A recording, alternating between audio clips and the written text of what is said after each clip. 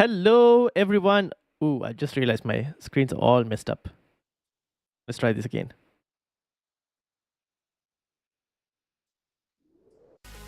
Are we live? Yeah. Oh, hello, everyone. Hold on. Let me try this again. Too many messages. Here we go.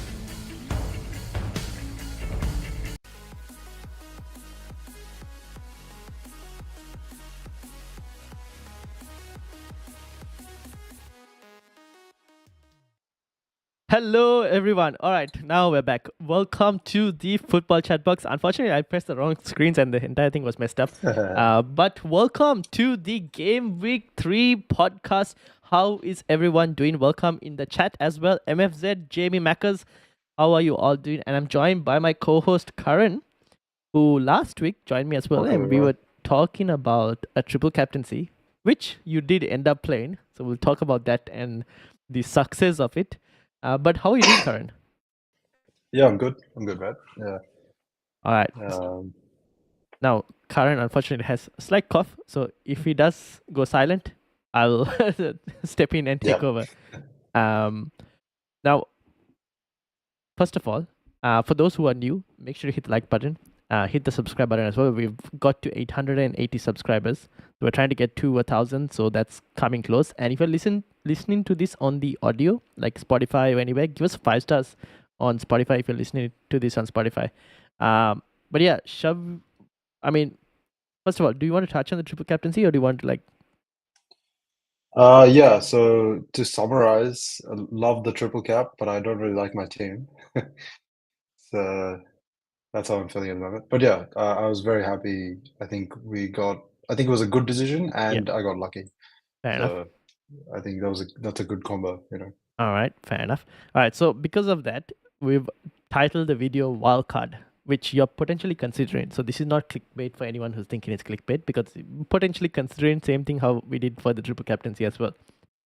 So you've made a couple wildcard drafts, and I've made a couple wildcard drafts, and we'll go through that near the end of the pod as well. And if anyone, do you want to jump into your thinking about why wildcard? Okay. Why wildcard, or why? I think is it the correct time to wildcard? Okay, I'm just thinking of how to structure this. Okay, I guess first of all, is a wildcard less important now with the accumulation of transfers, or more important, or does it not change? Okay, so to answer that, I'll bring the season ticker up, which is for the next 8 game weeks. Now, there are a couple of wildcard windows potentially, I would say. The more popular one would be like that game week 6 wildcard window,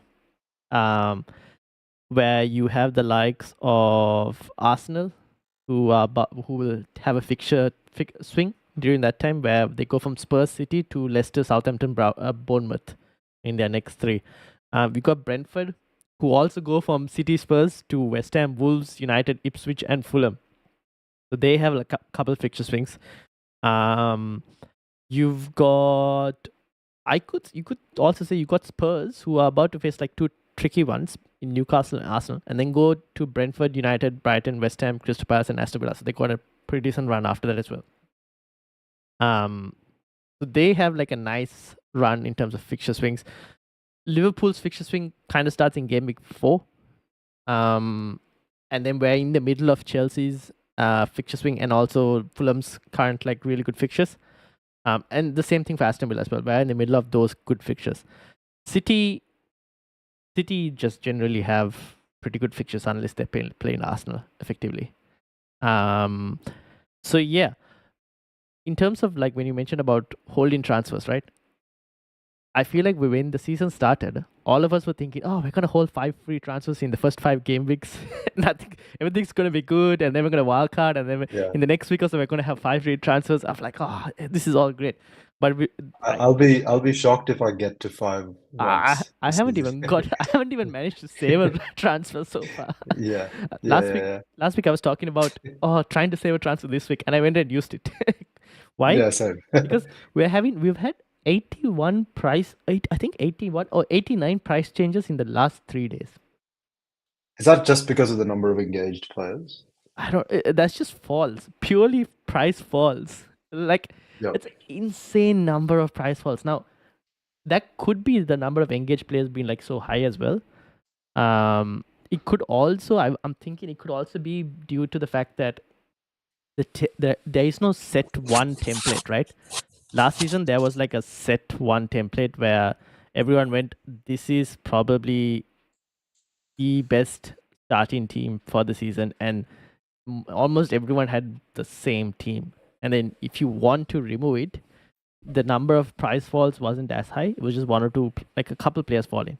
Now, because there's so many different options, I feel like it's like a domino effect of like, it's not just one template, one specific template that's selling players. Like, you have few with Murphy who are like getting rid of Murphy. Yeah. You got some with Kwanzaa. Unfortunately, I ended up with both, so I have fallen into that trap. Some with Nkuku, that is I had. I don't know why. Yeah. You had people with Solanke, which I didn't have, but hasn't fallen in price. But they've gone looking for other players, which meant that, like a Joe Pedro and all, who have risen in price. And then you got obviously Salah and Haaland just returning double digits. Now both of them have risen even more than what they are. You have Palmer, who is now a hot topic. Yeah. So yeah, everyone's trying to get to different players, and because of that, they're selling different players, and that's leading to like massive price falls. Yeah, I mean, and I think it's a turbulent time. Yeah. But I think there is a lot more people playing it, right? Yeah. Like, So I guess this goes back to your question of like, is it valuable, the wildcard, playing it now if you have that many transfers showed up? well, has it changed in any way? Like let's say the expected value of using a wildcard? Has it? I guess if you can save up the transfers, then it becomes less powerful to an extent.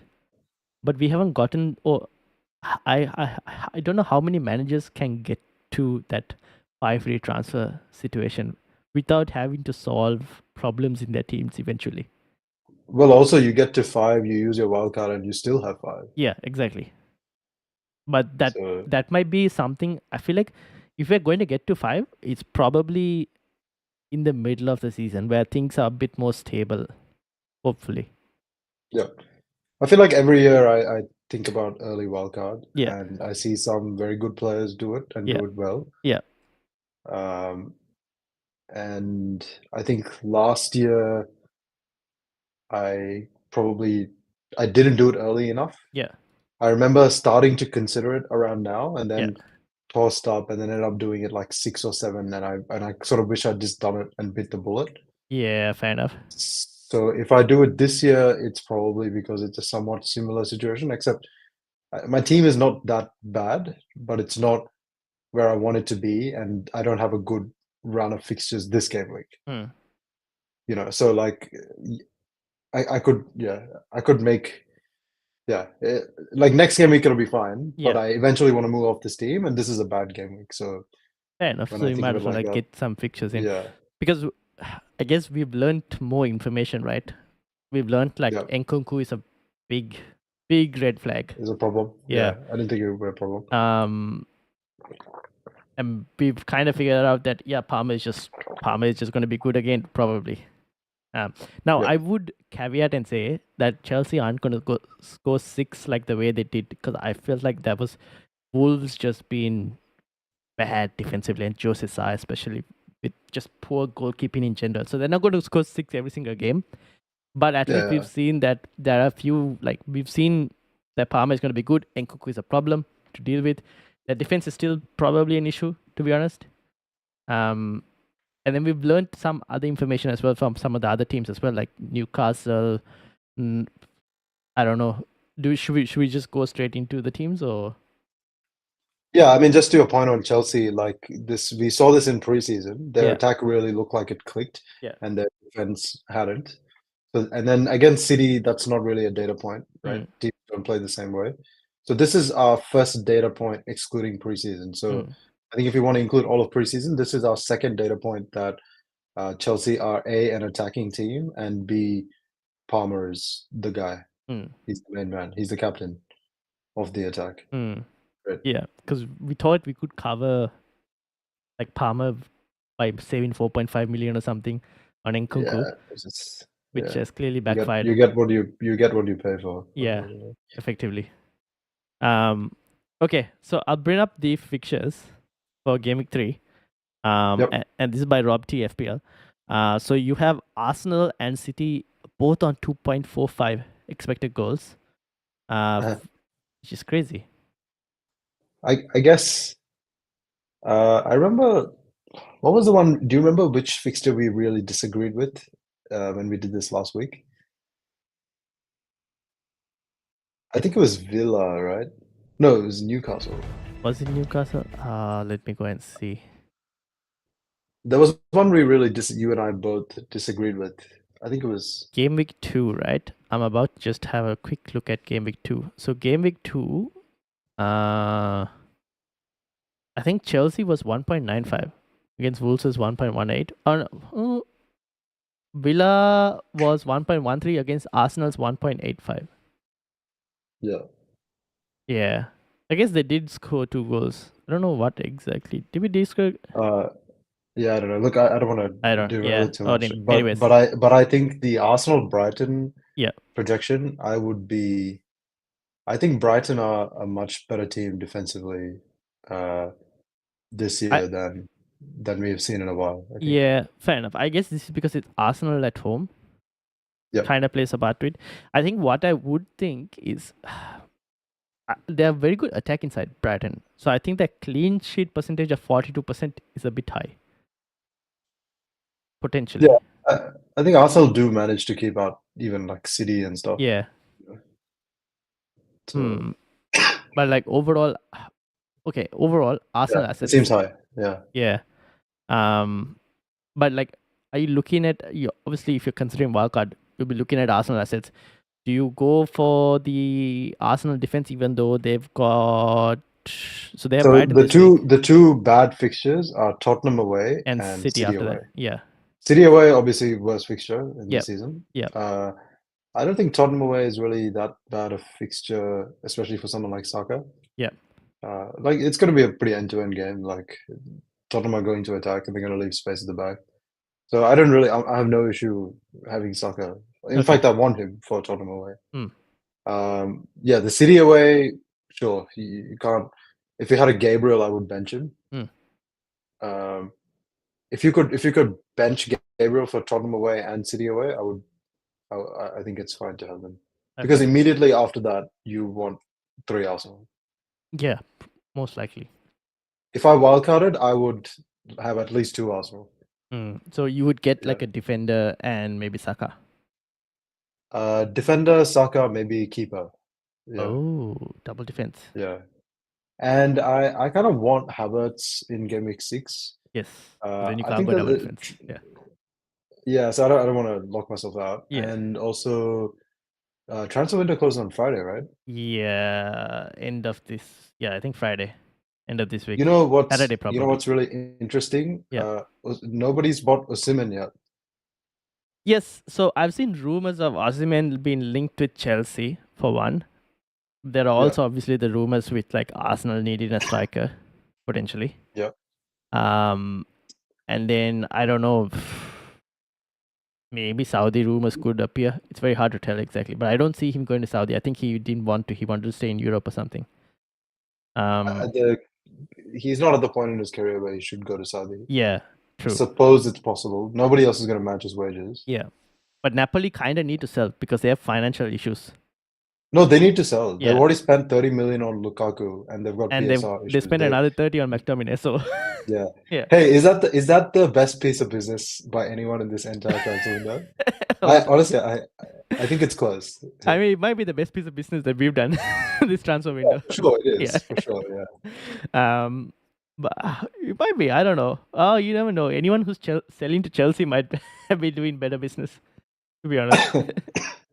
But yeah, I think I wouldn't be surprised if Arsenal make a late play. I mean, Tony is still on the market. Yeah. Well, he's going to Saudi from the looks of it. Tony. Okay. I thought that was happening. Then I hadn't heard about it after that. So that was the latest one I saw yesterday. But I mean, things could change, right? We don't know. Yeah. So things could really change. So I won't be surprised if Osimhen comes to the Premier League, to one of these clubs that have been linked, either Chelsea or even Arsenal, if they go for it. But we'll have to wait and see, obviously. So if I get so game week 6, I think we'll know if Havertz is the only striker of the club. Yeah. And if he's a really good option. Yeah, because I think Mikel Merino coming means he plays the left-sided number 8. Yeah. That he has really high availability. He's played a Mm. lot of games Mm. in a row. He's very, very fit. Rarely gets taken off. I think he will just put a lot of minutes in that role. I think Havertz will very rarely need to play there, which means Havertz pretty much only will play striker. Yeah. Which is completely fine for me as a Havertz owner. Yeah, and I think Jesus will probably be there for the cup games and to rotate Havertz and maybe play on the right wing a little bit. Yep. Yeah. So. All right. So I'm very interested in Havertz, but I want to see what happens in the transfer window. Yeah. Yeah. Fair enough. So top 3 Arsenal assets: Saka, Gabriel, Raya. I think. Okay. For me, I would go. Oh, sorry, Havertz. But if I wildcard right now, I wouldn't get Havertz. Yeah. Okay, fair enough. I would go Saka, Gabriel, and Havertz for me.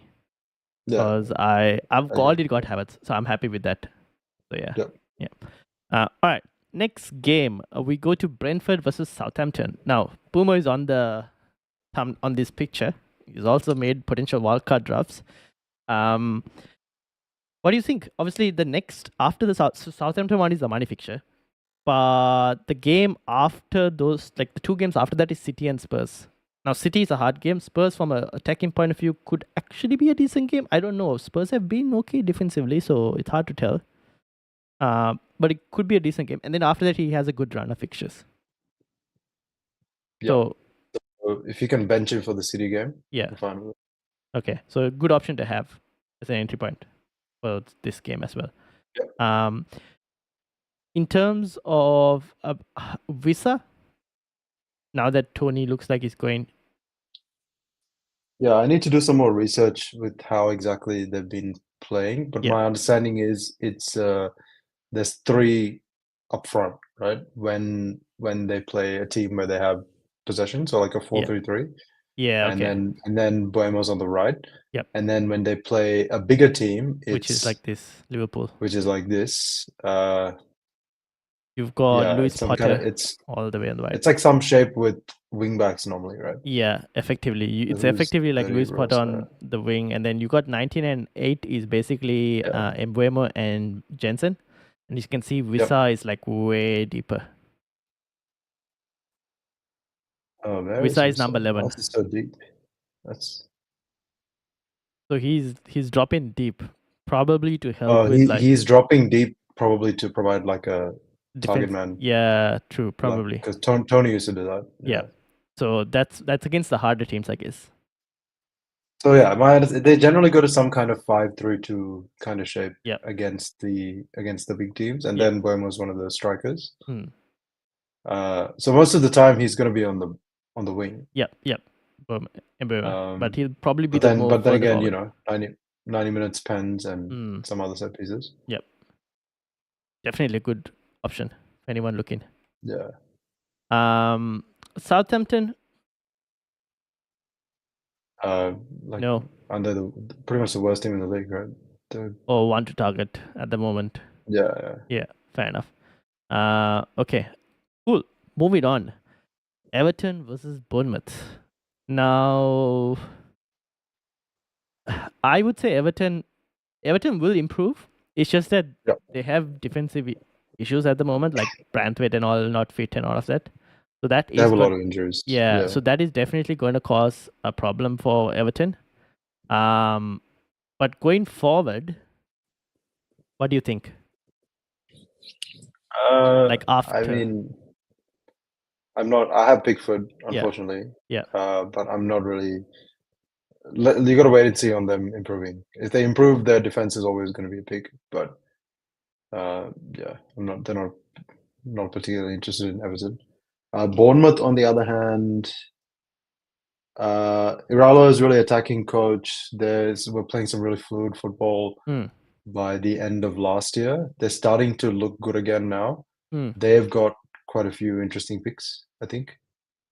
I think number one is probably Semenyo. Hmm. Like, he looks like their main creator now that I mean, Solanke is not Solanke. really a creator, but Yeah. he looks like the main threat. What about their Now, new signing?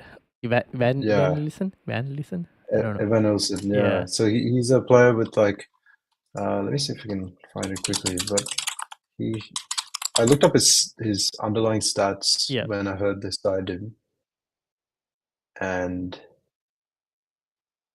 yeah, he's like a 0.65 XGI per 90 player, Oh, that's actually pretty good. over a large sample, which Yeah. puts him in the top 10 percentile of forwards. So That's a good he's pretty. Yeah, he's pretty creative and a decent goal threat. Yeah. Yeah, I don't They've know if he got takes pens, but that's actually a good question. I don't know. We'll have to see if they get one. yeah. So Who's they their got, current pen taker? that's also a good question. That's what I'm not sure. Yeah, I don't know if it's going to be him or if it's going to be like a Semenyo who takes the current pens. yeah. That's Obviously they've got Everton this week. Then they got Chelsea next week, which we've seen how Chelsea defended against Wolves. Still a good fixture for them. Then they have the tough one against Liverpool, which is where I think a lot of teams in Game Week 5 want to have tough fixtures. So for those who are wildcarding now and you're targeting this week's fixtures, I think Game Week 5 you're going to run into problems. Just Game Week 5, because that's just like you have you have Bournemouth obviously playing Liverpool, you have Arsenal playing City. So that's just like screwed for both sides. Same thing for City. You have Brentford playing Spurs, which is also not great. So those teams that you target now are obviously going to get into a tough fixtures in Game Week 5. And then in Game Week 6 also, there are like a few situations where Spurs play United, Newcastle play City, but by that time we probably have got rid of like Newcastle assets. Brighton play Chelsea. So there's a few slightly difficult fixtures there as well, but yeah. Cool. So yeah, I guess Semenyo could need to monitor, but could be a good option. He looked pretty good Yeah. in his first game and looked pretty fit. He's probably just going to be the starter going forward. And Everton just avoid. Avoid, yeah. Yeah. Fair No enough. point. Yeah. Ipswich versus Fulham. Now, this is Ipswich's their best run is about to start. They're on top of the ticker as well. Just because of the fixtures. That's just on paper. Ben Johnson got an assist as a 4 million player. But Smith Rowe, obviously, we saw if you score, you get, and no one else really does anything, you're on the bonus. And he got one goal and then max bonus, effectively. Yeah, it's possible that he could end up being the most efficient attacking player in a not very, in an attacking side that doesn't have a lot of quality. That doesn't score as much as that they makes create. sense. Like they play as a team, they're pretty attacking. Yeah. But there's not much quality, so maybe that's it's a scenario not where clinical enough. He gets all the BPS. Yeah. He's pretty clean. He's super clinical. Yeah. So obviously, and he's Muniz when in form is clinical, but that's about it, right? Adama is the opposite of clinical. Adama is just brute force strength. You give him the ball, he does something. Now, if he shoots, it's a problem because he's not going to finish it. He might actually finish this week. But anyways, in general, he's good for like passing, like the one he did for Smith Rowe, effectively. Yeah, I mean, he's fine. He's a good option on the right. But I just mean that FPL-wise, he's not going to get any bonus points. It's probably going to leave the top 3 spots to the other players, right? Yeah, fair enough. Andreas is a bit of an underlooked option. He's very creative. I think he was this week also like one of the highest chances created across the Premier League. Yeah. I still like Smith Rowe more. Yeah. I think, but yeah, they're close. Yeah, and Muniz is obviously one of the highest like chances. He's had like the highest chances for a forward. Still hasn't returned. So maybe it's coming. It might be this game as well, to be honest. And then Robinson. Yeah, surprised by how attacking he is, how many crosses he puts in. He's a great option, especially with their run of fixtures right now. Yeah, fair enough. From Ipswich side, obviously people are looking like now. If you have wildcard in this week, you're looking for 4.0 players, right? And they've got Yeah. 4.0s in like a Ben Johnson. They got Greaves, who is a set piece threat from because they look to target him as a set piece option. They've got Leif Davis, who is effectively, I would say, like a Matt Doherty from last season from Luton. So really good left attacking left back as well. But he's 4.5 though. Yeah. And then He has like Trent level expected assists. I've yeah, looked at because his he's so stats before. creative and Yeah, like yeah. puts in a lot of crosses as well. So he could be an But option. unfortunately, they're just never giving him clean sheet. Yeah, fair enough. So I guess where would you go Ipswich if you're looking for some players with the good, potentially on paper, good fixtures? None. Okay, Can fair I? enough. I mean, can I? I mean, I don't really think that any of those fixtures are good fixtures for them. I think Honestly. you know how I mentioned Game Week 5 is going to be some tough fixtures for some teams. You're going to have to Yeah. play an Ipswich player in Game Week 5. You know why? I don't know if Southampton fans would love to hear this, but they do play Southampton in Game Week 5. I mean, look, I don't mind owning the attack. Like Yeah. they look like they're a pretty attacking team, but they also look like they're so attacking that they're never going to keep a clean sheet. Okay, fair enough. You could say that. So yes. I'm not interested in any of their defenders, and Yeah. their attack is also, while they're attacking, their attack is also not good enough for me to use a spot. Yeah, fair enough. On No, them, no, right? probably not for attacking. Maybe a defender option like a 4.0 you can go and get and just put him on the bench. But they're a pretty swashbuckling promoted side. Yeah. You know, like they're never keeping a clean sheet. I'm Well, that's why you get the fullback for an attacking return like a Ben Johnson. yeah. Effectively. And I can get 4.5s this season from teams that are pretty good defensively. Yeah, fair enough. You know, so I don't really see myself going there except for 4.0. Okay, before we leave this fixture, there's one that was put in the chat by Com with regards to Anderson. Now, obviously, he's moved to Fulham. Yeah. And there were people who got Anderson as a Crystal Palace player. Now it's switched over as a Fulham player. Do you keep Anderson?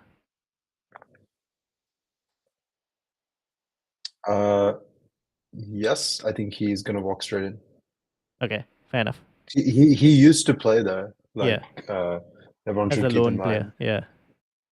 Yeah, but I mean, he was like an integral part of the team. Yeah. True. Last season, like, surely he just walked straight back in. Yeah, He I played think in so. Glasner's system as well. Yeah. So. Yeah. Okay, so he will probably most likely be an option. I think if you have him, you play him this week, potentially. Yeah. Okay, next up, Leicester versus Aston Villa. Now, from Aston Villa, there's a question about best 3 Fulham players. I think best 3 Fulham players for me would be Smith Rowe, actually Robinson, Smith Rowe, Muniz. I wanted to fit Leno in, but yeah, I think I agree. Muniz. Yeah. All right, Leicester, Aston Villa. Rodgers looked amazing against Arsenal. Yep. Watkins, oh my days, the chances he missed. Yeah. Go ahead. I think Watkins will play himself into form. Yeah. His minutes might be a bit limited at the start because I think Duran has always looked good in small cameos whenever he plays. He actually quite impressive. Quite impressed me actually. He's a pretty physical and technical player.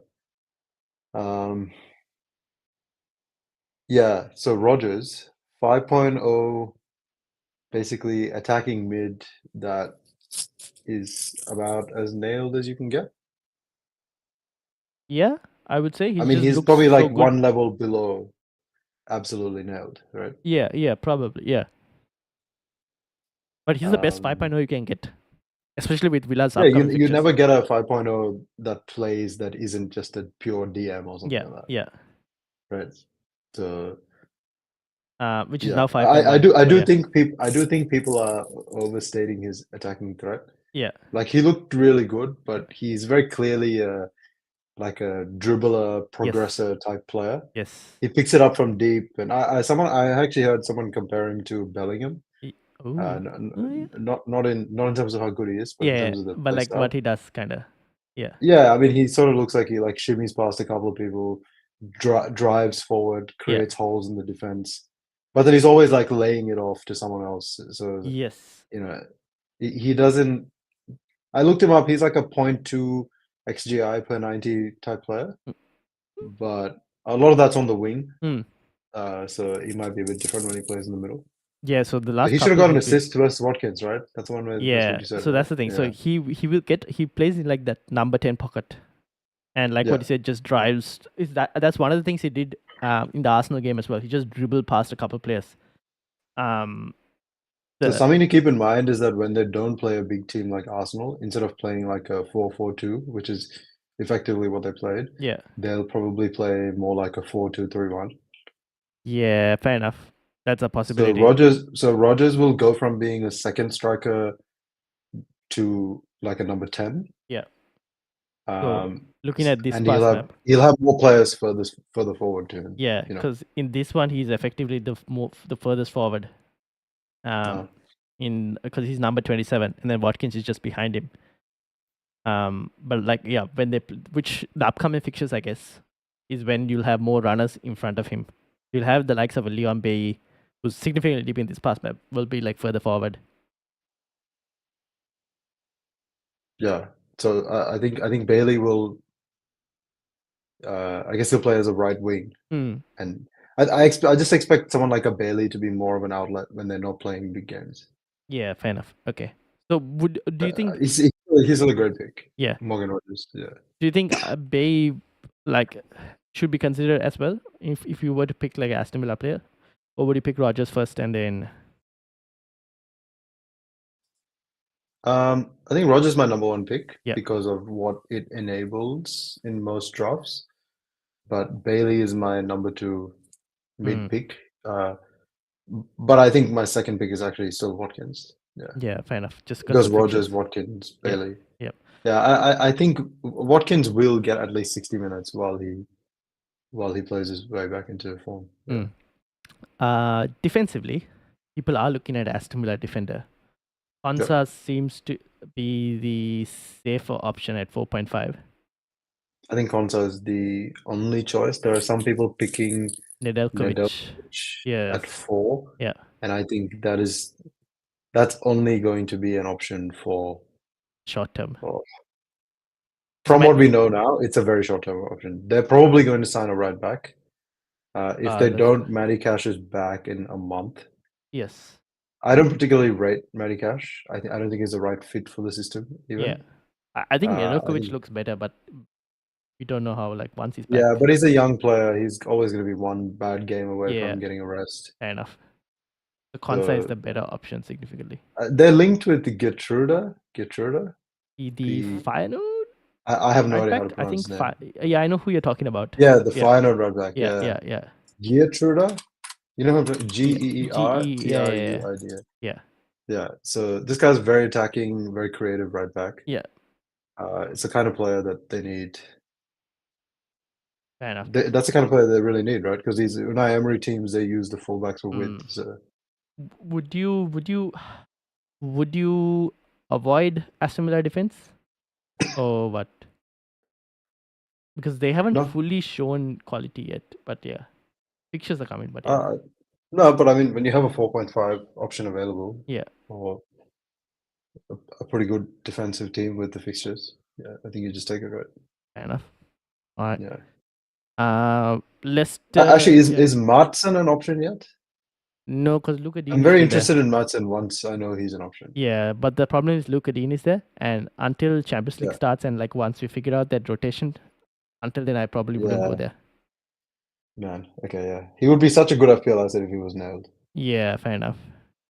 All right, Leicester. I'm not even really not bothered. There's people are gone for Wout Faes, and there's rumors about Wout Faes wanting to leave Leicester. So if anyone's looking for now, where's he going? I don't know. Anyone's looking for a 4.1, I'll be a bit careful in terms of going and getting him. Yeah. All right, Forest versus Wolves. Now I got Nico Williams last week. I'm happy with the signing. Kept a clean sheet. Yeah. Oh right. Yeah. Yes. Did you get any bonus? He was on the bonus. He was on one bonus, but they got taken off after they did their final calculations and whatnot. Because of chances created? I don't really know. I didn't look into it in depth too much. Yeah. But Aina, I think, got 3 bonus. Who is the Yeah. left back, I believe. Yeah. Yeah. So, I mean, this is a good fixture against Wolves as well. One of the reasons I actually got him for. Jamie in the chat is like saying Cunha hat trick. I don't know. What do you think about this game?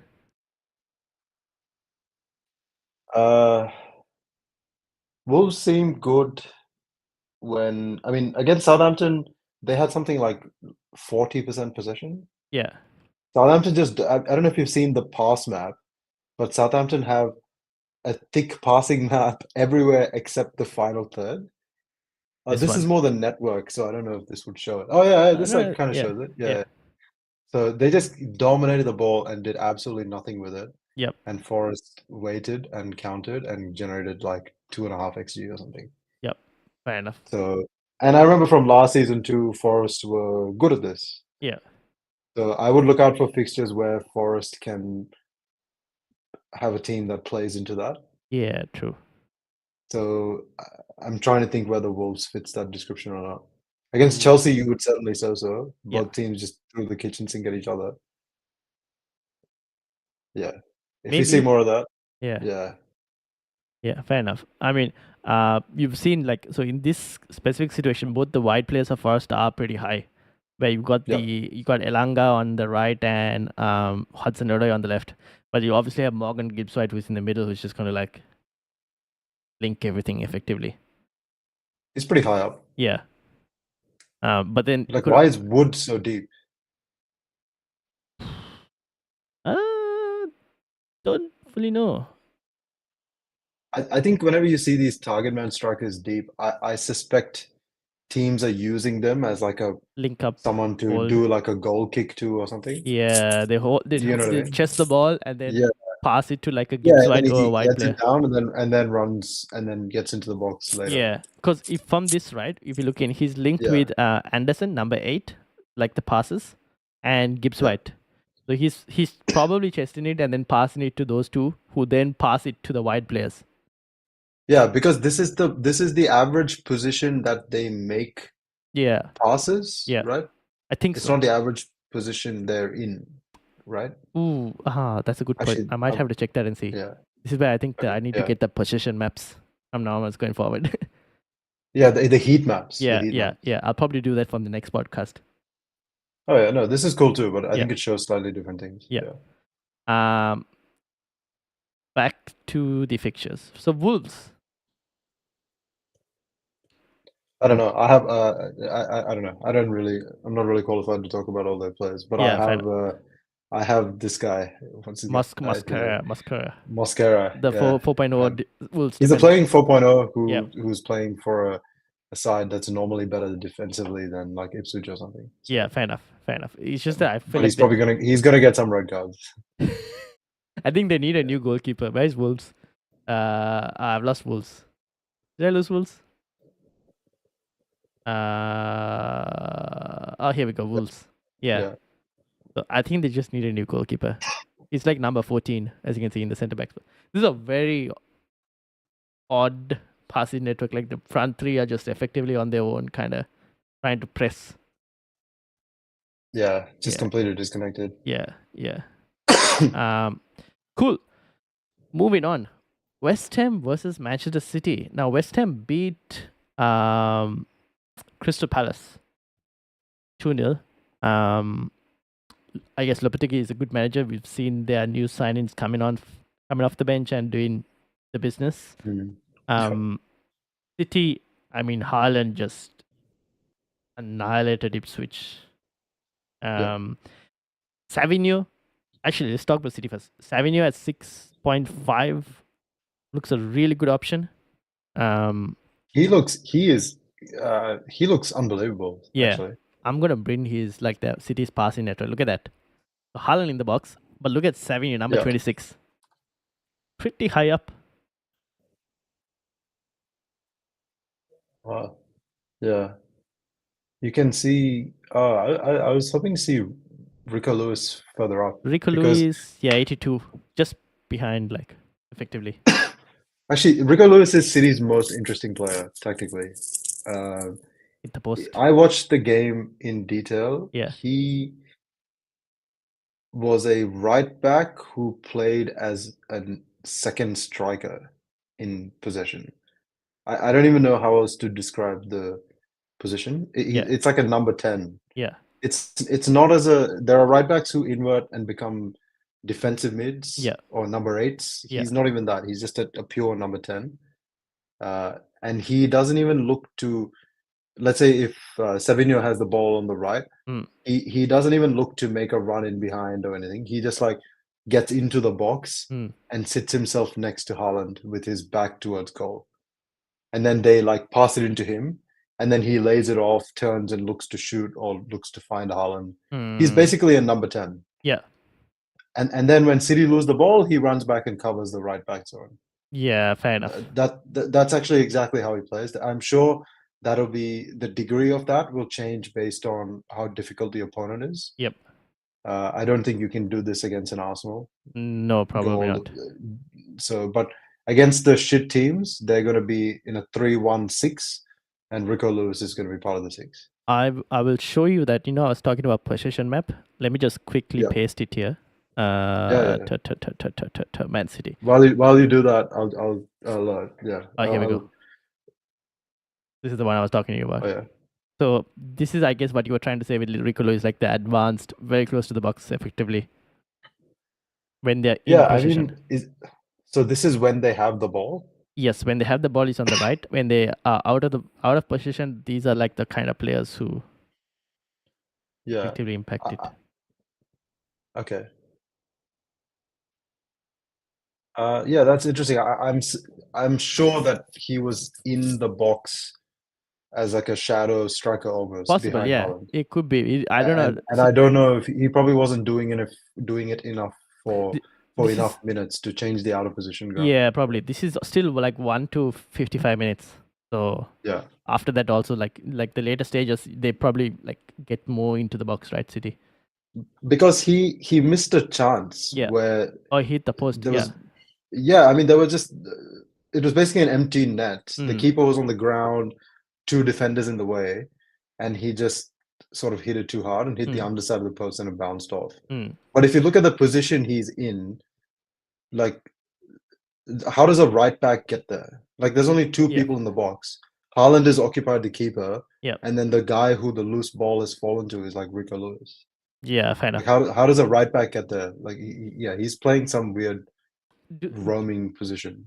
So now here's the thing, because as you can see from this, right, Guardiola is definitely way more deeper than like what he would have used to be last season.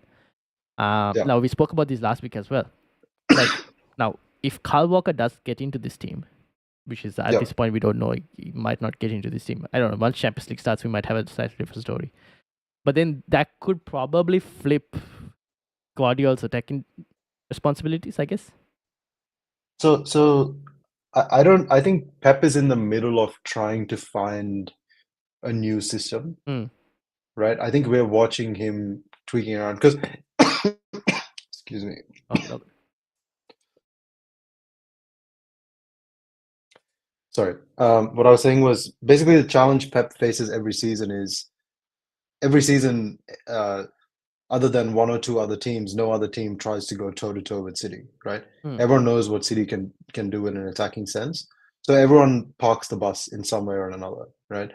And the league is won or decided by how well you break down the bus and how many goals you can score, right? So every season Pep comes up with all these crazy formations to try and create overloads and drag apart teams that are parking the bus, right? So last season's version of that was the 3-box-3, right? The 3-4-3, where they're attacking with 5 people. But I think this season it's very much like even 5's not enough. Let's get 6 in there to try and pull apart the box. So now they're attacking in a 3-1-6, which you can see on this map, right? The 3 is Guardiola, Diaz, Akanji, and Kovacic in front. Kovacic will become Rodri, but Guardiola very much needs to stay as a centre back in the back 3 for this to work, and not the wing back position he played last season. Yeah, true. which So is where this means Rico Lewis, is the better option. one of the six. Yeah. Yeah.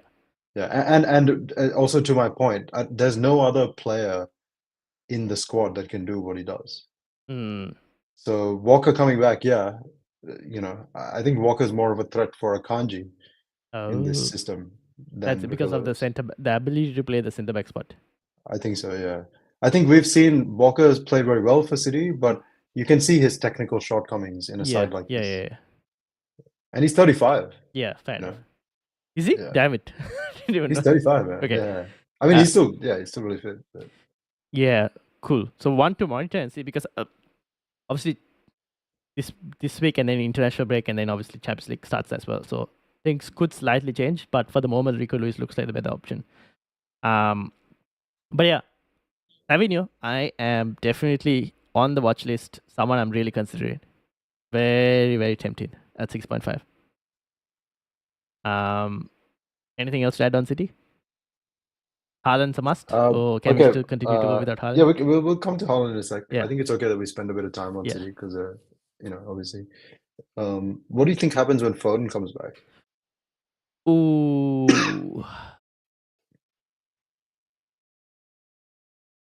This is a hard one to answer because does he take Bernardo Silva's option or role, or does KDB also get affected by it? Because KDB is also getting old, right? So it's hard to tell exactly right now. I'm not really sure. He could also play in Savinho's role, but I expect I think Doku and Savinho are just there to provide the dribbles, wings into the box. So I think if you're going to throw 6 attackers forward, you need 2 people keeping the width. Which is the Doku and not Savinho. Enough space on the pitch. Exactly. Yeah. So you need a Doku, Savinho, Grealish to hold the width. Yes. Foden can play out wide, but I think he's it's not, a waste of his ability. He tends to even if Foden does play out wide, he tends to drifting quite a lot. Which is if Pep wants to throw 6 players in, you're probably not going to do that. Yeah. So I think it's between Bernardo Silva and KDB that potentially that situation could their roles could change and the rotation could happen. So we'll see. He was ill in the last game, so he missed out because of that. But he should be back for this week, as long as he's healthy and not sick. So I think Bernardo can play on the right as well. Yes. For what it's worth. Yeah. Yeah. So we'll see this week how it works. But yeah, I do expect him to potentially at least be on the bench. I won't be shocked if he's in the starting 11 as well, to be honest. Yeah. I would either. Yeah. West Ham. And Gundogan's back. Yeah. Oh yeah, Gundogan. So Gundogan is a player I do think if they don't sign another striker, if Haaland needs a rest, or if Haaland for some reason gets an injury for some reason later in the season, I think Gundogan could play that false 9 potentially. He's done it before for City. I didn't really perceive him as a false 9 for extended periods of time. I thought he was. I remember where he played as a number 8, but he became a second striker. Yes, that's the thing, because he gets into pockets of space where the striker is not occupying the space. Yeah, that's why I remember that's when he was a great FPL pick, right? Yes. So he could. That's why I was thinking maybe if Haaland needs they'll put him somewhere and a City will make it work, right? Eventually, it's just the amount of threat that they have, they'll just find a way. But he's just going to be I think he's just a squad option until someone gets a serious injury. Yeah, I think we've covered most of the City assets. Yeah.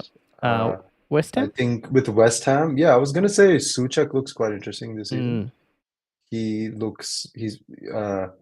This is largely anecdotal because I've only read about the games and not watched them, but Souček looks apparently quite advanced. Yes. And is playing as a aerial threat. Which is what he did in his first season. Yeah, when he was if you remember when he was FPL option. Yeah, and he had 12 goals or something. Yep. And now he's a god. Ryan, just excuse me I'm just going to get some water. Yes, go ahead. All right, so while Karen is going to get water, I'm going to talk to the chat. So I'm just going to read some of the questions from the chat. Walker will play against the hard teams, probably. Man City manager wanted a punt. Bob was it. Now he wants another punt, and Luis is the new Bob. True. Transfer Bruno for Palmer. 2 million in the bank. Ooh. Got to be Palmer captain over Haaland. We'll talk about that when we get to captaincy. I said Rico Lewis 2 weeks ago. Should have listened. Fair enough. What else? Chiesa to Liverpool. Here we go. Ooh. Is that actually confirmed? That's an interesting... Yeah, it is 12 million. What? Chiesa is 12 million? Oh, Yeah. You mean the fee? I thought in FPL. The fee, yeah. Okay. No. Sorry. Yeah, his price is low enough for it to almost be an FPL. Yeah. It's actually a pretty interesting deal. I mean, apparently he's completely lost his pace. Yeah, that might be an issue. Yeah. Well, I guess we'll get to that when we get to Liverpool. But yeah, I don't know why they really needed that, because you would think Harvey Elliott is the backup for Saka, right? Oh, Chiesa plays on the right. Yeah, Chiesa plays on the right. Yeah. Salah. Maybe he doesn't. Chiesa plays on the right. Yeah. Well, Harvey Elliott's a great player. No, maybe he has like a different role for Harvey Elliott. I don't know.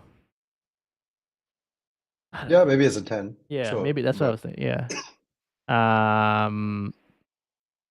Okay. Cool. All right, back to West Ham. Looked good. Obviously, like you mentioned, Soucek. Getting into the box. I asked Connor this, who is a West Ham fan, and he was also like, he's getting into the spots where you want him from like a set piece or something, where he can get the ball and eventually score. They've made some signings that are looking good, getting better. Obviously, they're still not fully integrated into the team. I just think once they're fully into the team, they'll look even more better.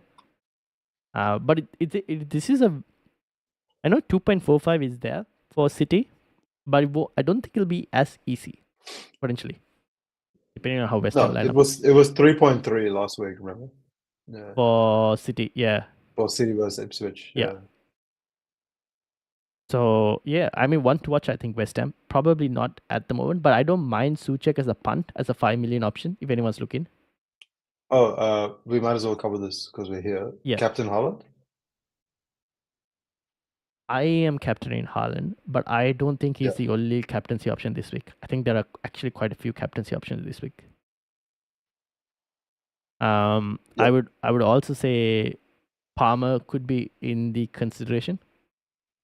Against Palace. Palace defensively that's the next game we'll get to, but they haven't looked the best. I will add, if we go just based on this XG, you probably have to think Saka could be in the conversation against Brighton, but I don't think I rate Brighton attacking wise, but I don't defensively. I think they'll give chances for Arsenal. So I think Saka could be one. And when here's an interesting thought experiment. If City and Arsenal both have the same projected number of goals, Saka and Haaland have the exact number of expected minutes, who gets more FPL points? Haaland. Haaland, right? Yeah, I'm going for Haaland just purely because I think he's going to get more goals. Even though they expected, so obviously both teams have the same expected goals, but Arsenal share the goals around. Whereas Haaland is the 2.45 out of this 2.45, about 1.8 is like Haaland. Yeah. So I think whenever that number is greater than 2, I'm not capping anyone else. Yeah, fair enough. I would also add, just based off pure history, Salah against United. Oh yeah, he has 9 goals in 8 games against us. You know that? So that's great. That's a crazy stat. I know. So he kind of needs to be mentioned just purely on history. But those are the options at the moment. So let's talk about Palace. Do you expect them to improve defensively? You would, right? With Anderson coming in? Oh, Palace. No. Palace have lost Anderson, right? Sorry, my bad. You mean who is coming in as his I don't replacement? know. I don't think they really have that much of it. The problem with Palace, I think, is when they remove Wharton, like they sub him off or anything, it's just like it just becomes like a problem for Palace defensively. And I suppose they won't sell Guehi now, right? No, they can't afford to lose Guehi as well. If they lose Guehi, they're screwed. He had supposedly agreed personal terms and stuff with Newcastle. Yeah. There were rumors Makes about sense. that, but I think that has kind of died down. But I won't put anything like until the transfer window is closed. I'm not gonna Yeah. anything can happen, to be honest. Yeah, I mean, Eze's looked really on it Yes, with no FPL points to show for it. yeah, I would say that's the same thing for Bruno Fernandes late as well. But like, yeah, So I think the other important point is Palace just signed Eddie Nketiah for oh, 25 million. has that been confirmed? I saw the rumor yesterday. I don't know if it's like a tier 2 rumor or a confirmation, but it looked. Palace and Ketia, can someone in the chat let us know? Yeah, so BBC Football is reporting it Not too that bad. they're close to signing. It makes a lot of sense. Yeah, I mean that's not a bad option. Now they played yesterday in the Carabao Cup, Crystal Palace, Yeah. against Norwich, I think. So Eze got a goal, Daichi Kamada got a goal, and I think Mateta got 2. So he's also another option, Mateta. The thing is, first let's talk about Eze. On a wild card, would you keep Eze? Would you even if wild card or no wild card? Would you keep Eze? I think he's a hold. He's a don't buy, don't sell. Mm. I think if I wildcard right now, I probably won't keep him. Okay. That's only because we can talk about this when we get to my wildcard drafts, but Sure. you can I'd rather go down for Morgan Rogers or go up, or if I stay within this price bracket, I would rather like Buemo, Mm. I think. Fair enough. Fair enough. But I think he was a good pick at the start of the season, I and if you still have think him, he's a he's a decent hold. pick, to be honest. Like, Yeah, I think he's like maybe even a great pick. yeah. Like we've seen how Chelsea played against Wolves. The Palace will get Yep. opportunities, and he's come Yeah. very close to scoring. Now, defensively though, I have Henderson. Oh my god, I'm thankful Yeah. that I didn't go for Munoz as well. Because if I went for double Palace, I would be selling one. At this How point. does Munoz look? Have you been watching? No, I haven't watched enough of Palace to be able to confirm on that. But Yeah. just purely based on like defensively not keeping clean sheets, I would sell. I Yeah. think. Because I think defensively they are not as good at the moment. That's purely why. Yeah, so I don't think Mateta is an option. You said that before, but I don't. I think with Nketiah coming in, I think we got to see who takes the lion's share of the minutes. Yeah, or I the line share the suspect it's chances as well. Nketiah. Yeah. Yeah, I think it's gonna be Nketiah. Like Mm. they sign him for 30 mil or 25 mil. He's ready for a starting spot.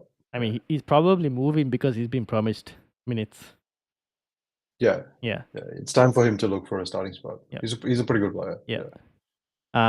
Chelsea, on the other hand, defensively avoid. I think I don't see any chances of them keeping a clean sheet in their next couple. I don't actually agree. I thought Oh. they actually, when they played City, Yeah. they actually kept them down to It was 1.2 XG, yeah, but then they which is played pretty Wolves. impressive considering. Wolves had more XG than Chelsea did. Yeah, but that was an end-to-end. Like Yeah.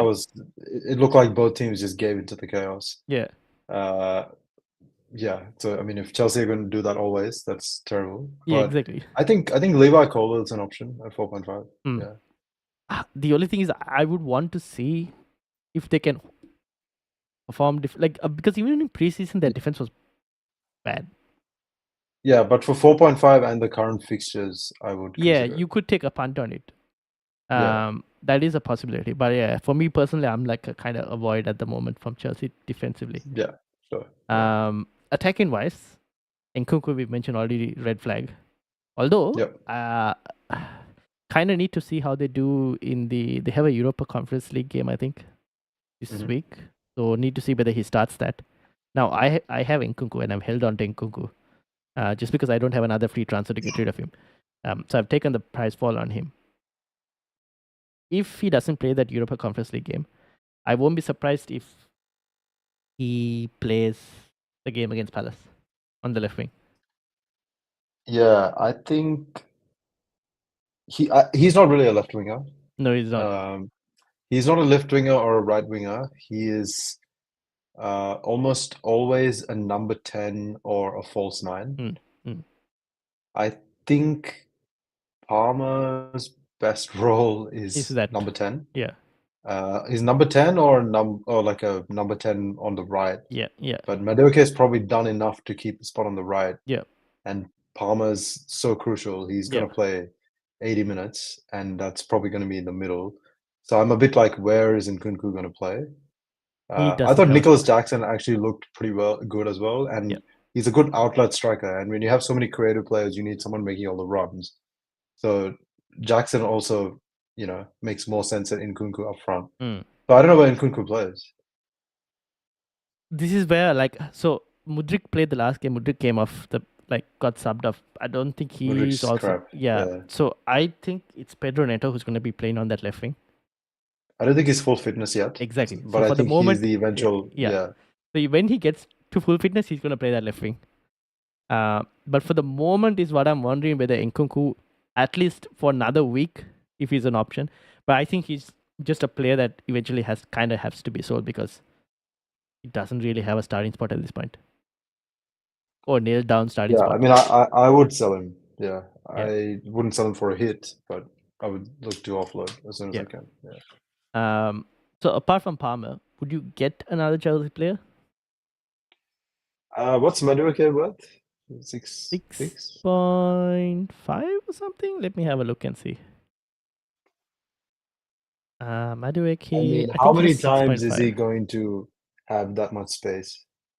See, that's the thing. I don't think he'll get that much. That's a bit of a freak occurrence, right? Yeah, I don't think he'll get that much space against other opponents as well. He's 6.5 now. He was 6.4. He went up in price, so he fell and has gone back up. So he's now 6.5. But I don't think he will get that much space as well, to be honest, every single game. Yeah, so I just had a look. I mean, he's across his career, he's like a 0.2 XGI player. Yeah. With like a 0.35 XGI player playing as a right winger. Yeah. I think it's better to think of this game as a freak occurrence. Yeah, fair enough. Than anything else. Yep. Yeah. So probably only Palmer. Yeah, I think so. Yeah. I think Nicholas Jackson is okay. Yeah. I know what you're saying, but I just have nightmares of Jackson gives me Darwin vibes. I think FPL managers have a blind spot when it comes to him. His underlying stats are crazy good. It is, I know. But yeah. For some reason he's just frustrating Darwin. Even Darwin's underlying stats are good. But they're just frustrating. It's just his minutes. I'm not that sure of his minutes. Fair enough. Because Felix is also there now at Chelsea. That's another player also. Oh, I forgot about Felix. Yeah. Oh my god. And until this transfer window is done, yeah, go ahead. That's another person that can play number 10, right, left, and up front. Yeah, effectively. And until this transfer basically only Palmer's an option. Yeah. And until this transfer window is done, I won't rule out Osimhen as well to Chelsea. That's crazy. So I just think it's just Palmer for now. Yep. All right. Newcastle Spurs. Now, let's touch on Newcastle assets because we told last week on the podcast, we were we can't really read much into the Newcastle versus Southampton game because of the red card. Now, the last game was away from home.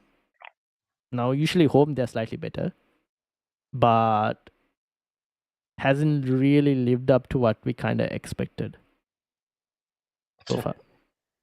It's not really that surprising when you think about it, that Newcastle aren't...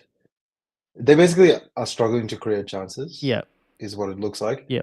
The main way they created chances over the last 2 years is by pressing and winning the ball high up the pitch or through Trippier. Yes. So when Trippier came on, they looked a bit better. Yeah. So maybe they shouldn't sell him to Saudi after all. They were trying their hardest to sell him this whole window. Maybe they should just keep him and start him. And he's absolutely crucial for their chance creation. Yeah. Because other than that, all they have is pressing. Yeah. Well, I mean that's a bit harsh, but I get your point. Yeah. So maybe when Trippier plays again, because Isaac was everywhere except the goddamn penalty box. He was just. It's very frustrating to watch because I think when Isaac gets a lot of minutes, he's an elite FPL option. But he's all over the place. He's not really getting the chances. Yeah, that's the thing. Yeah. Would Now, last season, I think this game was a high-scoring game between Newcastle and Spurs. Would you still keep faith in Isak? Because apart from this game, right, his next game after this, I think, is Wolves. And then he's got Fulham in Game Week 5. And then obviously it gets tough, so you probably look to sell Newcastle assets after that. Because they have City in 6 and they have like Brighton, Chelsea and Arsenal as well after. Yeah, he's a hold. Yeah. He's not a buy, but he's a hold. Yeah. Okay. If you're wildcarding, you probably sell though. Yeah, I don't think you should keep him on wildcard. Yeah. Yep. Okay. Defensively, Spurs? yeah. Oh, sorry, defensive. Let's go. Defensively, what do you think? I have Luis Hall. He's another red flag for me. I don't know how I ended up with so many red flags. What's going on? I think didn't Miley get minutes or something? Who's the other left back? Some other line. They had Lloyd Kelly, I think. Lloyd Kelly, that's Yes, right. Yeah. yes. So now I have no idea who's going to be the left back. Honestly, I don't know. Yeah, I mean, the fullbacks are not options, right? Because Livramento is pretty much plays when Trippier doesn't play. Yeah. If Trippier looks like he's going to get back into the team, then neither of them are options until maybe Trippier is. Yeah, I mean, defense, I guess Burn is the only option. Yeah. Maybe, but like not really attacking as much. Burn's an okay option, but there's better 4.5s at better teams. Yeah. Defensively. Yeah, fair enough. I think Gordon and Isaac remain the only two options. For now. But I still eventually I'll probably look to offload slowly. Yeah, I think if you have Jacob Murphy, he's a sell. Oh yeah, I sold him. Yeah, he's definitely a sell. Yeah. I think Barnes is probably going to take his spot on the right. Oh, like not so Barnes came on, he moved to the left and Gordon moved to the right. So that's probably what's going to happen. Spurs. Son good in Game Week 2 after not delivering Game Week 1. I think if anyone was smart enough to, I mean, I'm sure some managers were, I certainly wasn't, was smart enough to think that Solanke being injured meant that Son would go up front. And if they made transfers based off that, I think that would have been good attacking, FPL. When is Solanke back? This is a good question because I think the first time they asked Ange, he did say, "Oh, we have the international break." So the assumption was potentially after the international break. We'll have to see, obviously, in the press conference this week to see if he gives an update on that. If he says he's back this week, then probably not Son.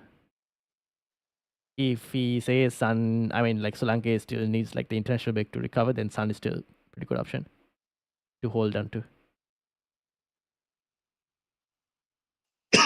Yeah, I mean, they have Arsenal next. After this, yes. Yeah. That's tough. Although it's at home. Yeah. And Son's always good on the break. Yeah. Son's got a pretty good record against Arsenal. Yeah, but it's still a very tough game though, generally. Yeah, it is. Yeah. And those were versions of Arsenal that weren't as defensive. Yeah, yeah. Now, there was a question early in the chat from Quinton and Simon. Yeah. In terms of Pedro Porro, would you start Pedro Porro against Newcastle? Yeah, I would. Okay, fair enough. Yeah, same. Yeah, I don't think it's close. Yeah, fair enough. I'm not buying Porro for he's not. Sheets. Yeah, you're not buying him for clean sheets anyway. Yeah, fair enough. I'm just buying for and pure Newcastle attacking. Bad enough defensively that he might get something. Yep, fair enough. Final game, the big one. How do you see this going? Yeah, this is really interesting. I don't think we were that bad in the Brighton game. No, I don't think so as well. I think people love to hate on a Man United away loss, but including and United Brighton fans. were the better. Yeah, Brighton were the better team. Yeah, I wasn't that surprised by that. Brighton are a really, really good team. They're a bogey team for United. I would say that. Like they've had I think numbers. they would have given everyone probably except C a tough time. But I do think we gifted them the goals. Yeah, we gifted them the goals and we didn't take our chances. Yes, yeah. But I don't think we played bad enough for the overreaction.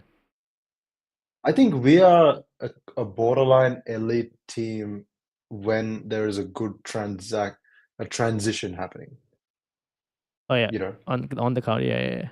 And when we have the ball, we're not very good at creating those transitions. Like Yes. that's what Brighton did under De Zerbi so Yeah. well. Like it's like pass the ball back, get everyone to chase, and then play around the press. You know, like if we find ourselves in a situation like that, we play quite well.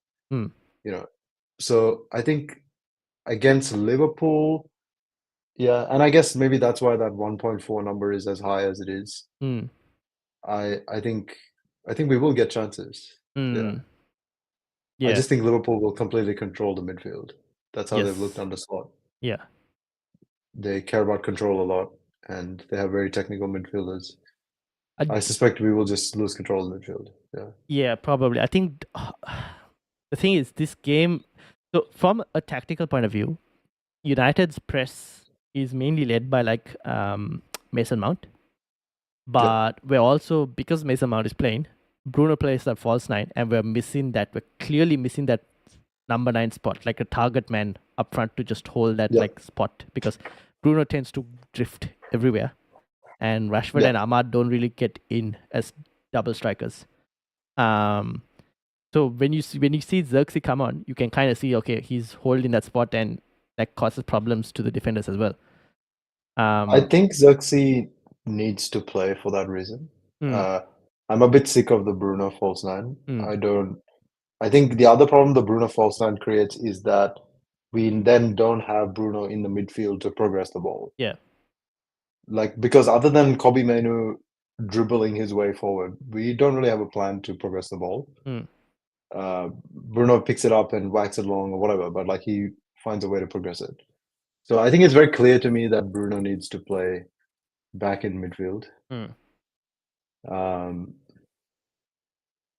But I don't know where Mount plays. I wonder why Ten Hag doesn't try Mount at right wing, because right wing is like a bit of a problem spot. Yeah, but I think Ahmad has done decently enough for the moment to continue. He's done. I'm not sure he's the undisputed starter. No, probably not. No. His decision making is like, I thought it was really good in preseason, but maybe it's just nerves, and it's the first time on the big stage or whatever. But yeah, did you notice Bruno was yelling at him every time to do the right? Yeah, right move and right pass. Because Ahmad would always hold on to the ball for too long or something, and Bruno was like yelling at him to release the ball. The thing is, I think Garnacho will, once he gains fitness, he'll get into this team. Whether that's Rashford, I would bench Rashford. Yeah, I would 100% bench Rashford, Garnacho on the left. Yeah, Ahmad on the right, Xerxes up front. I don't know if Ten Hag will do that though. That's the only thing. I feel like he trusts Rashford more. I think the only reason he wouldn't is because they're not full fitness, Garnacho and Xerxes. Yeah, that's the only thing. But I think one of them has to start this week. Probably Xerxes, if anything. Yeah. Ugarte has signed. I don't know if he's fit enough to start. Yeah, I don't know. We'll have to see. Now, Ugarte signed. Do you think that improves defensively for United? Yes. I think he is, from my understanding, pretty much a younger Casemiro. Yes, effectively. Will chase after the ball. Yeah, he's a CDM who likes to chase. Yeah. And do defending very high up the pitch. Yeah. Which is fine, because we need a defensive mid who, when we press, and like win the ball, we need someone like coming in and contesting for the second balls and things like that. Which is him. So we can't play with a CDM that sits back, because they're not going to be close enough to the action. So we need a combative CDM. So I think it's a good signing. Yeah. Do you think De Ligt will start, actually? I kind of hope he does. It's hard to say. It's a big game. That's the only problem. If it was another game, I would have said yes, but I don't know. I mean, big game is more likely for him to start, right? I mean, this guy's played Champions Leagues with Bayern and everything, right? Yeah, true. That's true. He's not going to be worried about it. Yeah, we'll see. I think he might potentially.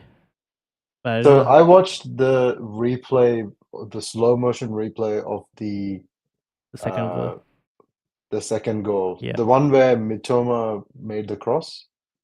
That's the one where no one was marking Joao Pedro. Was it Joao Pedro that tapped it in? The second goal. Second goal or the first goal? No, Joao Pedro scored the winner, right? Yes, the header. He scored the winner. Yeah. So who scored the first goal? Oh, that was Welbeck. Yes, that was where Maguire didn't Get closer to Yes. the box. Yes, yeah, to the goal. So Maguire failed to clear it. I don't know Yeah. what he did. I think he could have headed back to the keeper, cleared it, or left it, and Yeah. leaving it was the worst of the three options. Yeah, and then Mitoma Uh, crossed it straight in. Yeah. Yeah. And then Mitoma got it, and Mitoma made a very clever cross Yeah. in between two players. Yeah. And I was just watching that again, and it goes right in front of Maguire's foot. Yeah. He doesn't. He should stop And it before like he gets to. I just think a more athletic centre back stops it. Like Yeah, fair I'm not enough. a Maguire hater. I think Maguire has many good traits. Yeah. And he had a really good game in the first game and everything. But he's just not that athletic. He's not a great last ditch defender. Mm. I can't imagine like a De Ligt or a Martinez not sliding and blocking that. Yeah, fair enough. But then you could also say Delete was there in the second goal, and maybe should have done like, the whole team should have done slightly better in that second goal, I guess. I think De Ligt is a world class centre back. Yeah, fair Yeah. enough. We should get him starting as soon as Would possible. you? So in terms of United assets, like Bruno has been unlucky again. Yeah. With like the Garnacho goal that went in for offside, that was from Bruno's cross. If you look at the expected stats, it's unlucky. Yeah. But I don't think we're as. I mean, I when I say we, I have Bruno. So Yeah. like, I don't think Bruno holders are as unlucky as the owners. it seems Yeah. because. The Fulham game. I will say visually that the types of chances he got Yeah. are not typical chances for someone who isn't a striker. Yeah. Fair enough. Like, yeah. So do you hold or do you sell? I think you hold, but Okay. I think if you wildcard, you don't have him. Yeah, fair enough. Yeah. Defensively, do you look at any United players for the next couple? I've always thought Mazraoui is a good option. Yeah. 4.5, yeah. But the fixtures are a little bit tricky. I think if you can get over the hill with the next 4 fixtures, then they have a really good stretch. Yeah, so they have Southampton next week after the Liverpool game, after the international break, when the international break started, are finished. Yeah, that's Then a good fixture. Palace, Spurs, okay. Villa. That's a slightly, yeah. Those aren't very good. Yeah. But then 8, 9, 10's okay. Yeah. Chelsea. So it's not. It's a mixed bag from a defensive point of view. Probably. I think they're not a defensive team that No. is they're very fixture dependent as a defensive team. Or haven't shown us enough to be warranting investment at the moment. Liverpool, on the other hand, Salah looks really good. Jota and Diaz getting returns. Now, obviously, Salah looks really good. Yeah. I expect Salah to skin Dalot this game. Yeah, probably. There's no Wan-Bissaka to deal with it anymore. or even Luke Shaw. Yeah. Now, is from Liverpool getting Liverpool players, would you still get Salah to cover? Would you still get Salah as the main one, or would you cover him with like Jota, Diaz, Trent? I don't think any of those players are really going to cover. Yeah. Because I think, Salah's still the focal point, scoring lots, still getting bonus points. I think Jota is always going to play max 75 minutes. That's always going to limit his upside. But he's a great FPL option when he plays. Trent's very unlucky not to have 2 assists. Yeah, to Jota. Yeah, I mean, Liverpool have so many FPL picks. Yeah. Diaz looks pretty good, actually. Yeah. Diaz is pretty nailed on the left wing. I don't think he has any real...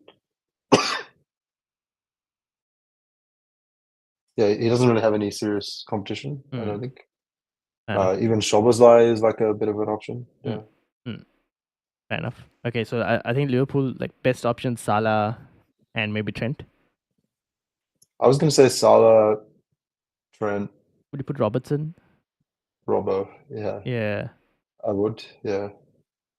I think Robertson has, in the last couple of games, small sample size, but he's shown decent goal threat. He's been in the box a fair bit. And if you can't afford Trent, he's definitely a really good option to have. Yeah. I think there's also Trent is maybe going to lose more minutes to Conor Bradley than Robertson is to Tsimikas. Yes, I do think that's a possibility. Yeah, I think Conor Bradley is a lot better than Tsimikas. Right? Like Tsimikas is not terrible, but Bradley is like he would be starting if they didn't have Trent. Yes. Yeah. So Like it's his like run last year was insane. the drop Like, of quality isn't that big compared to like Robertson to Tsimikas, maybe, if you put it that way. and he's also a quite unique player. Like Conor Bradley is like a very attacking, get in behind kind of fullback, and so there'll be games where they might need that, and Trent is obviously Trent, so he's Trent's minutes might be managed. Fair enough. Cool. All right, let's get into the drafts. Let's pass this. All right, Karan. First wildcard draft. This is a Formium wildcard draft, effectively, somewhat to a level Formium, you could say. I'll read it for those listening on the audio as well. You got Flecken in goal, Robertson, Ruben Diaz, Trent in defense. You got Luis as well as your fourth defender, and Mascara as like the fifth 4.0 option. Your second goalkeeper option is also a 4.0. Then in midfield, you've gone for Rogers, Saka, Palmer, Salah, and Bumo. So the midfield is where the money is at. And up front, you've gone for Joe Pedro and Watkins with a 4.5 striker. Cool, yeah. So this is actually not my Formium draft. This is the other one. Oh, okay. But no, but that's cool. But let's talk about this one. Yeah. Yeah. So I think maybe I went a bit crazy on the defense. But basically, I think we want a Liverpool defender. I'm not sure if Trent or Robertson is the better pick. It's just what you can do with the 1 million. I think we want a City defender that's nailed. I struggle to find one for 5.5, but if I rearrange some money, I can. Like I think Guardiola is basically as nailed as it gets. Yeah, and we talked about this before, but I think most wildcard drafts now should include Morgan Rogers. Not because I think he is an amazing attacking pick, but it allows you to build 8 good attackers. And Rogers with good fixtures is good enough to play in the next 4 or 5 game weeks. So if you have a Rogers, then it allows you to do this, right? Yeah. Saka, Palmer, Salah. And I think we spoke about this before, but I think Bemo is a great pick. Has a couple of bad fixes in between, but then he remains a great pick for a long time. So if you wildcard, now is the perfect time to bring him in. I like having an expensive striker because I can move down to Havertz if needed in game week 26. Or game week 6. Or if... Oh, sorry, what did I say? Yes, game week 6, yeah. And if someone else pops off, it's easier to move down. Yeah. So, yeah, I kind of like starting with a Watkins. Fair enough. I guess the only thing this is lacking is probably Haaland, which that's a big thing. Your next draft has. I'm going to read out your next drafts. You got the same goalkeepers in Flecken and the second Brentford goalkeeper.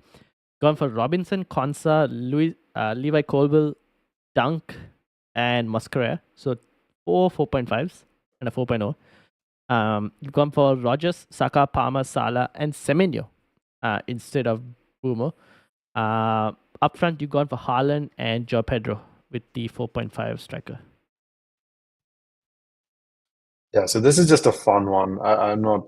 It's more a discussion point than anything, but it's just it kind of shows you if you want to get 4 premium attackers who are always like between the 4 of them, you will always have 1 to 2 good captaincy picks for the rest of the season, right? Or for the next 10. This is what it costs you. It means you need to have a cheaper striker. Luckily, we have a cheaper striker available who at the moment is getting a majority of minutes and is on pens, right? So for right now, Joe Pedro makes that possible, but then it also requires you to play 2 budget mids. So one, we have a Morgan Rogers, right? And we talked about that before. And the other one can be a Semenyo or an Andreas or a Smith Rowe or a some 5.5 type player. But I think Semenyo is a good pick. Yeah. So anyway, this is what it costs you, and it also costs you not having any premium defenders. Yeah, fair enough. So, which is why I've tried to pick 4.5s who are all mega nailed Yeah, fair enough. in this draft. Okay, Yeah. fair points. And then I've got 2 drafts as well. So I've gone for Flecken in goal. Same, I think we've gone for the same goalkeepers in all drafts. Purely just because like I don't see any other 4.5 keeper being that good enough. I just generally don't rate most of the 4.5s, to be honest. And unless you're going Raya or Pope, maybe, there isn't that much to add to the keepers. I've gone for Robertson just because I can't afford Trent, and I've kept some money in the bank because I don't know what people's team values would be like. So I've gone for Robinson at 4.5. I've gone for Nico Williams as well in this one. And I've gone for Ben Johnson for the 4.0, and I've gone for Nedeljkovic. Now, we've discussed that he might not be a reasonable option, so this could be upgraded to Konsa with the amount of money that I have. So you have like one 4.0 and the rest are 4.5s. In midfield, I've gone for Salah, Palmer, Rogers, Mitro, and I've gone for Minte.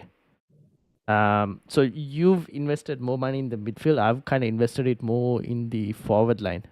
My forward line is Havertz, Haaland, and Joao Pedro. Do you structurally think 3 strikers is better? 3 striker slots? Is that why you've done this? No, I'll show you one with like a slightly better midfield, but that's at the cost of like not having a Salah. The thing is, the reason I've gone for 3 strikers is I don't want to go for Haaland and Joao Pedro and another 5.5 or 4.5 because there might be fixtures that appear where I might want to like just bench Joao Pedro potentially instead of having to force to be kind of played him. So I would like to rotate him with like that 5th midfielder. Wait, are you worried about Joe Pedro getting benched? No, not benched. It's just fixtures. Fixtures not being good enough where returns might not appear.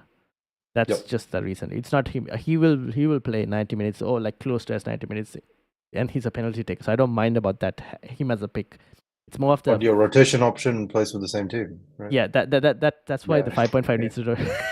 It can't be Minte. It has to be someone else. But like Yeah. I just put Minte in there just as a 5.5 placeholder. It has to be someone else. Like I really like Minte as a pick. Yeah. I think it's going to be absolute hell to pick who is Brighton first choice. Yeah. I think if you're going Brighton play, you probably go Joao Pedro as an attacking option. Yeah, I mean they signed Jorginho Rutter. I've read about him quite a lot. Supposedly he's a very interesting player, very high output player. He's got like 0.6 XGI, and he played like every minute of last season. So he's like a really high availability, high output player, and he plays exclusively number 10. Yep, where Joao Pedro plays. But Joao Pedro, you would imagine Welbeck is not going to be first choice for long. Maybe, but he's scoring right now, so he's. I mean, he's quality. Yeah. So I've always liked Welbeck. Yeah.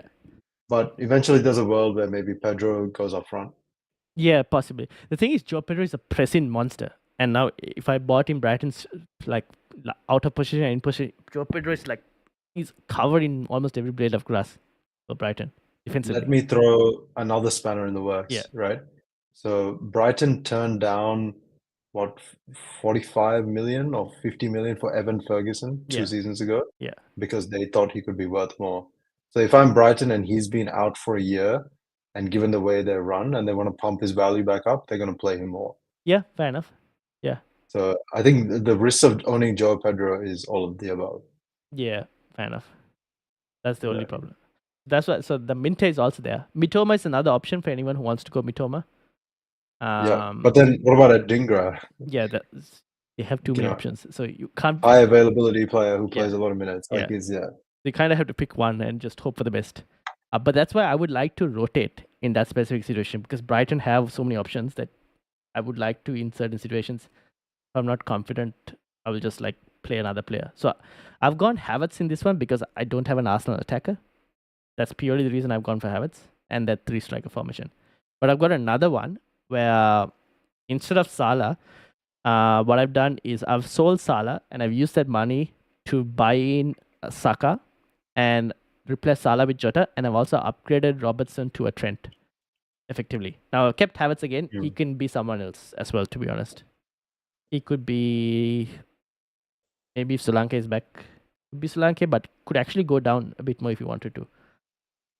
I like Havertz. Mm. I just think I mean, there's that City fixture. Yeah, which that's I the only think problem. Yeah, I'd rather have Saka than Havertz for the Yeah. City fixture. yeah. So Havertz, it could be some other striker. You could also, I guess, you could go for the Bournemouth player as well, like the striker they were talking about, Van Lissen, probably as a 6.0, or even a Muniz if you wanted to, potentially. I think Evan Nelson will become a good pick when Yeah. the fixtures improve. Hmm. Also, I want to throw a spanner in the works. Apparently, Darwin Núñez is on the transfer chopping block, and the team that he's most interested in right now is Arsenal. What? No. Yeah, this is real. Nah, No, it's real. It's Oh, real. really? It's real. Yeah, apparently Arsenal are in talks with Darwin Núñez. With Darwin Núñez. Oh, my days. Okay, we'll get to that once the transfer window is done. Yeah. But yeah. Okay, we'll see. But yeah, I've gone. That's basically from my side for a few draft options. But I wouldn't say this is like a draft. I think you take certain players from this draft and not just the entire draft itself. It's just some of these players are here just as like placeholders in terms of price points purely. Yeah, I think I agree with what you said. Like you basically have structurally, if you look at all four of our drafts, Yeah. we all have Morgan Rogers, Yep. right? Because he's a bit of a freebie and allows you to do a lot. And basically, if you have two cheap players like Morgan Rogers and ESR, Yeah. this is what it lets you do versus just one cheap player. Yeah. Effectively. Yeah. Cool. That's basically it that we have. Anything else to add? No. So I think I'm maybe like a 30% likely to play the wild card. Yeah. I don't. Yeah. Fair enough. Okay, one to watch and see what you do. Yeah. Let's look at some questions. Questions there was start Nkunku or Kulusevski. I went for Kulusevski for me just because of like Kulusevski. the game versus Newcastle is a potentially high scoring, and I don't know if Nkunku will start. The rest is like Andy is giving his feedback as well on some of the players. Salah to Palmer and back from Gov FPL. Ooh, I don't know if I would do that. Like going Sorry, say Palmer, that again. Salah to Palmer. So Salah to Palmer this back? week, and then go back to Salah because Liverpool have good fixtures. I probably wouldn't do that. No, I wouldn't do that. I think Salah Man United is a pretty good fixture. Yeah.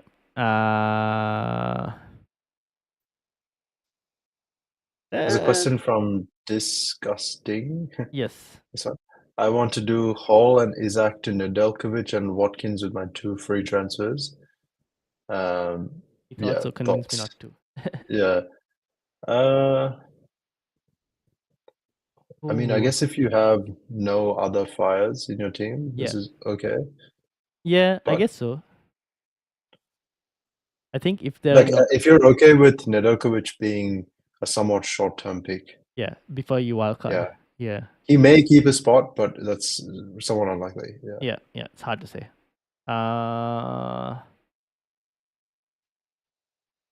Any other questions? Double Liverpool defense with Konate and Trent after United game. They are 4 nice run of game weeks from Omfa. Would you go double United or double Liverpool defense after like from game week 4 onwards? Yeah, my wildcard draft is double Liverpool defense. Yeah. You got the Robertson and Trent. Yeah, I've got the 2018 FPL. Yeah, FPL options. I think that is most of it. The rest are like people speaking when we were talking about the games, like of the various options. Kiesa mentioned. Another question. Yes. From me. If you wildcarded, do you always get Salah? Like your draft didn't have Salah, but Oh no, my draft. The second draft was a draft without Salah to see what we could do if we wanted to cover him. Yeah. But I would just I would get Salah. I'd like. Yeah. Is it close in your mind? No, I think we discussed, right. It's very hard at the moment to he's going to get more minutes regardless, and you Yep. can't, like you mentioned, right. You can't really cover Salah. Yeah. Because he's been getting double digits now. So far, the ones who have gone for Haaland, Salah, and Haaland, Jota, and Trent have managed to do well enough where they've been able to cover Salah, because even though Salah has gone pretty high with double digits, those guys have also been returning. Yep. So it's helped in a way, and they've used that money to get like a Saka or a Son or a Palmer, and they've also returned significantly. So far it's working, the covering option, but it's only a matter of time before Salah just gets like an 18-pointer like what Haaland did. Yeah. And that could be against United just because he has such a good record against United. Or it could be in the next couple of weeks when they have good fixtures. Here's one. I think you always get Salah. Here's one. Would you sell Haaland in game week 4 to get Salah? Which is, here we go. They have Arsenal and Newcastle. But they have Brentford at home in 4. You really want to sell Haaland before that? That's pretty good. Yeah. And Liverpool are playing Forest. Yeah. Okay. Yeah. Forest, Bournemouth, Wolves, Chelsea. Yeah, I wouldn't sell him for just to swap fixtures on that. Yeah. And I wouldn't sell him after either. They're playing Arsenal, but it's at home, and Newcastle haven't really clicked. So yeah, fair enough. Yeah. Cool. All right. That's basically it. Oh no, I ran out of pages. Cool. But yeah. Okay, cool. We'll end it there. Thank you all for watching. Make sure to hit the like button, hit the subscribe button as well. And I will see you all for an early deadline stream on Saturday. See you around. And thank you to Karan as well. And yeah, peace out, everyone.